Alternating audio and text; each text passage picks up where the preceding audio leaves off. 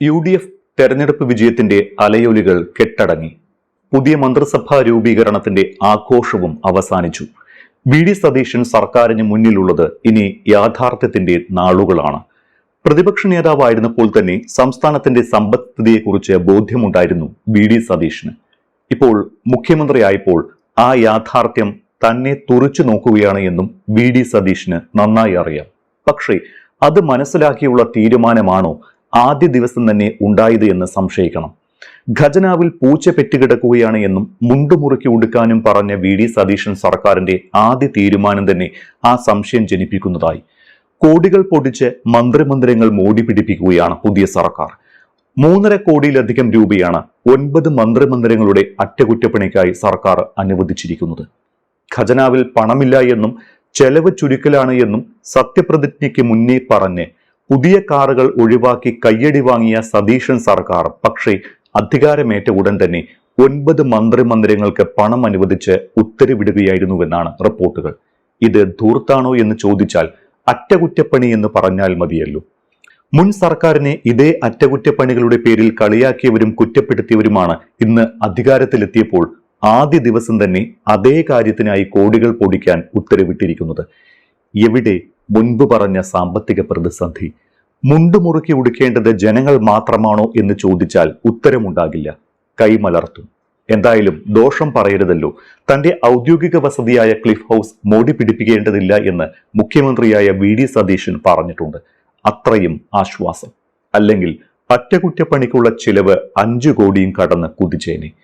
തെരഞ്ഞെടുപ്പ് ഫലം പുറത്തു വന്നതിന് പിന്നാലെ മുതിർന്ന കോൺഗ്രസ് നേതാവ് A.K. ആന്റണി പറഞ്ഞത് മുണ്ടുമുറുക്കി ഉടുത്ത് ശീലിക്കണമെന്നാണ്.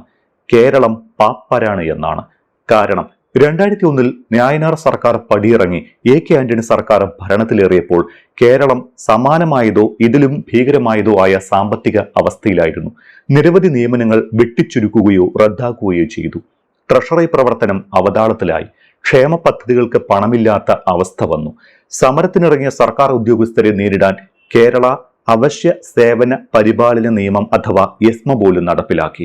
അത്തരം ഗുരുതരമായ അവസ്ഥയിൽ സർക്കാർ പരമാവധി വെട്ടിക്കുറവുകൾ വരുത്തിയാണ് മുന്നോട്ടു പോയത്. എന്നാൽ ഇപ്പോൾ അത്തരം സാഹചര്യത്തിലും വലിയ പണച്ചെലവുള്ള സാധാരണക്കാരന് മെച്ചമില്ലാത്ത പ്രവൃത്തികൾക്കായി കോടിക്കണക്കിന് പണം ചെലവാക്കുന്നു. തെരഞ്ഞെടുപ്പിന് മുൻപ് തന്നെ മുൻ പിണറായി സർക്കാരിന്റെ അവസാന ബജറ്റ് കഴിഞ്ഞപ്പോൾ വി.ഡി. സതീശൻ തന്നെ പറഞ്ഞത് പൂച്ച പെറ്റുകിടക്കുന്ന ഖജനാവ് എന്നാണ്. അധികാരമേൽക്ക് മുൻപ് തന്നെ മുഖ്യമന്ത്രിക്കും മന്ത്രിമാർക്കുമായി പുതിയ കാറുകൾ വാങ്ങില്ല എന്നും പഴയ കാറുകൾ തന്നെ ഉപയോഗിച്ചാൽ മതിയെന്നും സതീശിന്റെ നിർദ്ദേശവും കൂടിയായപ്പോൾ ഇതാ ജനകീയ സർക്കാർ അധികാരത്തിലെത്തുന്നു. പിണറായി സർക്കാരിനെ പോലെ അനാവശ്യ ധൂർത്തുകൾ കാണിക്കാതെ ഖജനാവ് ധൂർത്തടിക്കാതെ സർക്കാർ എത്തിയിരിക്കുന്നു എന്ന പ്രതീതി ജനിച്ചു. ഒപ്പം മറ്റൊരു പ്രഖ്യാപനം കൂടി ഉണ്ടായി. മന്ത്രിമന്ദിരങ്ങളൊന്നും മോടി പിടിപ്പിക്കില്ല. ജസ്റ്റ് അറ്റകുറ്റപ്പണി മാത്രം നടത്തും. ആ ജസ്റ്റ് അറ്റകുറ്റപ്പണിക്കുള്ള ചെലവാണ് മേൽപ്പറഞ്ഞ 3.5 കോടി രൂപ. കൃത്യമായി പറഞ്ഞാൽ 3,95,59,000 രൂപയാണ് 9 മന്ത്രിമന്ദിരങ്ങളുടെ അറ്റകുറ്റപ്പണിക്കായി അനുവദിച്ചിരിക്കുന്നത്. ക്ലിഫ് ഹൗസിന് മാത്രമായി 1,35,00,000 രൂപ ആവശ്യപ്പെട്ടിരുന്നുവെങ്കിലും ക്ലിഫ് ഹൗസിന് പണം അനുവദിച്ചിട്ടില്ല. വൻതുക ചെലവിൽ ക്ലിഫ് ഹൗസ് കൂടുതൽ മോടി പിടിപ്പിക്കേണ്ടതില്ല എന്നും ചില്ലറ അറ്റകുറ്റപ്പണി മാത്രം നടത്തിയാൽ മതിയെന്നുമായിരുന്നു മുഖ്യമന്ത്രിയുടെ നിർദ്ദേശം. ഇതനുസരിച്ചാണ് ക്ലിഫ് ഹൗസിന് പണം അനുവദിക്കാത്തത്. ബാക്കി 9 മന്ത്രിമന്ദിരങ്ങളിൽ ഏറ്റവും കൂടുതൽ തുക വകയിരുത്തിയിട്ടുള്ളത് മൻമോഹൻ ബംഗ്ലാവിന്റെ അറ്റകുറ്റപ്പണിക്കാണ്. 81,06,000 രൂപയാണ് മൻമോഹൻ ബംഗ്ലാവിന് മാത്രമായി അനുവദിച്ചിരിക്കുന്നത്. അജന്ത ബംഗ്ലാവിന് 58.74 ലക്ഷം, പൗർണമി ബംഗ്ലാവിന് 40.81 ലക്ഷം, നെസ്റ്റ് ബംഗ്ലാവിന് 40.67 ലക്ഷം, ഉഷസ് ബംഗ്ലാവിന് 40 ലക്ഷം, പെരിയാർ ബംഗ്ലാവിന് 31.26 ലക്ഷം, പമ്പ ബംഗ്ലാവിന് 31.43 ലക്ഷം, കവടിയാർ ഹൗസിന് 40.6 ലക്ഷം, ഗംഗാ ബംഗ്ലാവിന് 31.53 ലക്ഷം എന്നിങ്ങനെയാണ് പണം അനുവദിച്ചിട്ടുള്ളത്.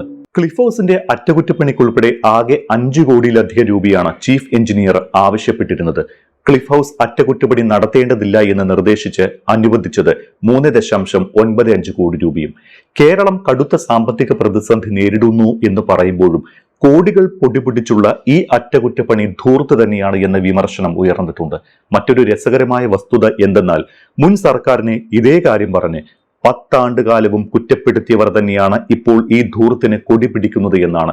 അങ്ങനെയെങ്കിൽ മുൻ സർക്കാരും UDF സർക്കാരും തമ്മിൽ എന്ത് വ്യത്യാസമെന്ന് ജനം ചോദിച്ചാൽ എന്ത് മറുപടി പറയും? മന്ത്രിമന്ദിരങ്ങൾ ക്ലിഫ് ഹൗസ് ഉൾപ്പെടെ നവീകരിക്കേണ്ടതല്ലേ എന്ന ചോദ്യം ഉയർന്നാൽ നിർബന്ധമായും സമയാസമയങ്ങളിൽ അറ്റകുറ്റപ്പണി നടത്തുക തന്നെ വേണം എന്ന് തന്നെയാണ് ഉത്തരം. കാരണം പതിറ്റാണ്ടുകൾ കാലപ്പഴക്കമുള്ളതാണ് ഈ മന്ത്രിമന്ദിരങ്ങൾ ഓരോന്നും, പ്രത്യേകിച്ച് ക്ലിഫ് ഹൗസ്. അതുകൊണ്ട് തന്നെ അവ കൃത്യമായി പരിപാലിക്കാൻ സമയാസമയങ്ങളിൽ അറ്റകുറ്റപ്പണി നടത്തുക തന്നെ വേണം. പക്ഷേ വിമർശിക്കപ്പെടുന്നതും എതിർക്കപ്പെടുന്നതും എന്തുകൊണ്ടെന്നാൽ പ്രതിപക്ഷത്തിരിക്കുമ്പോൾ അന്നത്തെ ഭരണപക്ഷത്തെ വിമർശിക്കാനും ആക്രമിക്കാനും ഉപയോഗിച്ച അതേ കാര്യം ഇന്ന് ഭരിക്കാനെത്തുമ്പോൾ അവർ തന്നെ ചെയ്യുന്നതാണ്. അത്യാവശ്യമാണ് എന്ന് പറയുന്നതാണ്. സൗകര്യങ്ങളുള്ള കെട്ടിടങ്ങൾ നിർമ്മിക്കുമ്പോൾ അതിനാവശ്യമായ പണം ചെലവഴിക്കുന്നത് ദുർവ്യയമല്ല എന്ന് അന്ന് പിണറായി പറഞ്ഞിരുന്നു. അന്നത്തെ പ്രതിപക്ഷമായ ഇന്നത്തെ ഭരണപക്ഷം അന്ന് അതിനെ ധൂർത്ത്, അഴിമതി എന്നൊക്കെ വിളിച്ച് പരിഹസിച്ചു. പക്ഷേ അന്നും ക്ലിഫ് ഹൗസിലെ അറ്റകുറ്റപ്പണിക്ക് അന്നത്തെ മുഖ്യമന്ത്രി പിണറായി വിജയൻ അനുമതി നിഷേധിച്ചിട്ടുണ്ട്. ഇതുകൂടാതെ 20ഓളം മന്ത്രിമന്ദിരങ്ങളിലും കന്റോൺമെന്റ് ഹൗസിലും വലിയ തോതിലുള്ള നവീകരണത്തിന് ഭരണാനുമതി ലഭിച്ചിട്ടും അതത് മന്ത്രിമാർ അനുമതി നൽകാതിരുന്നതിനാൽ അന്നത് നടന്നിരുന്നില്ല. എന്നാൽ മന്ത്രിയായിരിക്കെ AK ശശീന്ദ്രൻ താമസിച്ച കാവേരി അന്നും അറ്റകുറ്റപ്പണി നടത്തിയിരുന്നു. ഐക്യകേരളം രൂപീകരിക്കുന്നതിന് മുൻപ് തിരുവിതാംകൂർ നിലനിന്ന കാലത്തെ ദിവാൻ പേഷ്കാറുടെ ഔദ്യോഗിക ഭവനമായിരുന്നു ക്ലിഫ് ഹൗസ്. കേരളത്തിന്റെ ആദ്യ മുഖ്യമന്ത്രി EMS ആണ് ആദ്യമായി ക്ലിഫ് ഹൗസിനെ ഔദ്യോഗിക വസതിയാക്കിയത്.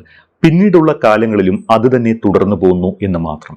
15,000 ചതുരശ്ര അടി വിസ്തീർണമുള്ള കെട്ടിടം അതുവരെ സ്വാതന്ത്ര്യാനന്തര പൊതുമരാമത്ത് വകുപ്പിന്റെ അതിഥി മന്ദിരവും പിന്നീട് 1956 മന്ത്രിമന്ദിരവുമായി.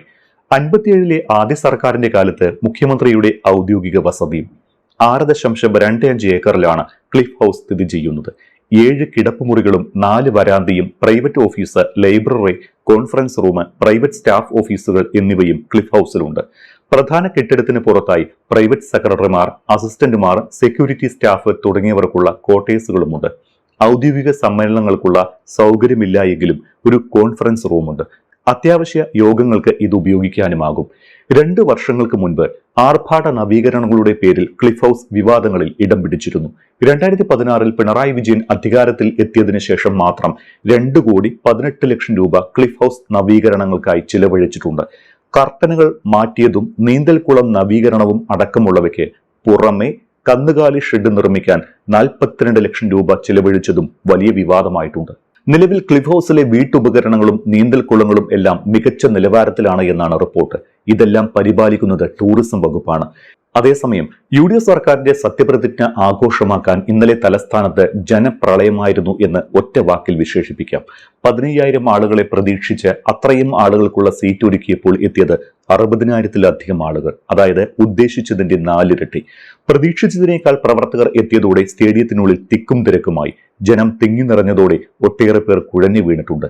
30-ലേറെ പേരെ ആംബുലൻസിൽ ആശുപത്രിയിലേക്ക് മാറ്റേണ്ടിയും വന്നു. എന്നാൽ ആർക്കും കാര്യമായ പ്രശ്നങ്ങൾ ഒന്നും ഉണ്ടായിരുന്നില്ല. തിക്കിലും തിരക്കിലും ഉന്തിലും തള്ളിലും പന്തലിന് സമീപത്തെ ബാരിക്കേഡിന്റെ ഒരു ഭാഗം പൊളിഞ്ഞു വീണതോടെ പാസുള്ളവരും ഇല്ലാത്തവരുമെല്ലാം അകത്തേക്ക് തള്ളിക്കടക്കുന്ന സ്ഥിതിയുമുണ്ടായി. VIP അടക്കമുള്ള അതിഥികളുടെ വാഹനത്തിനു പിന്നാലെ ജനക്കൂട്ടം പാഞ്ഞതും സുരക്ഷാ വീഴ്ചയായി.